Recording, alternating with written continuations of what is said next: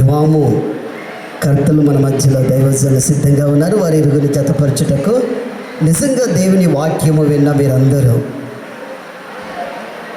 ఇవాముకు పిలువబడిన మీరందరూ దేవుని బైబిల్ వాక్యానుసారంగా ఒక మాట అంటాడు.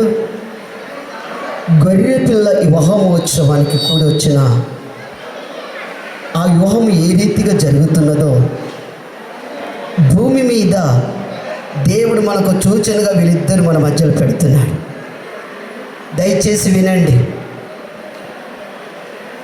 దేవుని రాజ్యానికి వీరే సాదృశ్యంగా దేవుడు ఆయనతో మనము కూడా ఒక సంఘము ఆయనతో వివాహం ఏ రీతిగా జరపబడి ఉన్నదో, ఆయనతో మనం వివాహం ఎలాగ జరుపుకుంటున్నామో ఆ రీతిగానే ఎబినేజర్ బ్లెస్ ఏ రీతిగా వీరిద్దరు ఏ రీతిగా ఐక్యము కాబోతున్నారో, ఆత్మ సంబంధంగా ఏ రీతిగా వీరు సమాధానపరచబడబోతున్నారో ఆ రీతిగానే దేవుని పరలోక రాజ్యానికి మనమందరము ఆయనతో కూడా ఆ గొర్రె పిల్ల వివాహమోత్సవానికి మనము కూడా ఆ రీతిగానే వివాహం జరగబోతున్నది.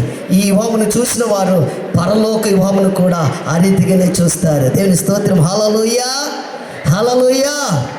దేవుని నమ్మిన బిడ్డలందరికీ ఈ శుభవార్త, మీరు జాగ్రత్తగా ఈ వివాహమును వింటే, జాగ్రత్తగా ఈ వివాహం చూస్తే పరలోకంలో కూడా యేసు ప్రభుతో కూడా మనము ఆయనతో వివాహమును మనం పెళ్లి కుమార్తెలుగా సిద్ధపడి ఉన్నది. ఆమె ఏ చక్కగా వచ్చింది చూసినావా?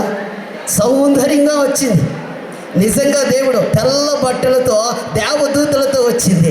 ఆ రీతిగానే పరలోకం వెళ్ళాలంటే తెల్ల బట్టలు వేసుకొని, తెల్ల దుస్తులు వేసుకొని, కలర్ దుస్తులు కాదు నీకు ఇచ్చేది బహుమానం, తెల్లటి వస్త్రాలు వేసుకొని వచ్చింది. ఆ రీతిగానే పరలోకంలో కూడా మన తండ్రి అయిన యేసయ్యతో వివాహమును జరగబోతున్నది. నువ్వు కూడా నా ప్రియమైన సంగమా, మీరు కూడా సిద్ధపడి ఉండాలని ప్రభుపేట మనవి చేస్తున్నాను. ఈ సమయం అయ్యగారికి అప్పగిస్తున్నాను. దైవజనులు రెవరెండ్ ఆ యొక్క నరసింహరావు గారికి వారి ఇరుగురిని జతపరచబోతుండగా మనం అందరం బిగ్గరగా చప్పట్లు కొట్టి ఆయన ఈ సమయాన్ని అప్పగిస్తున్నాం.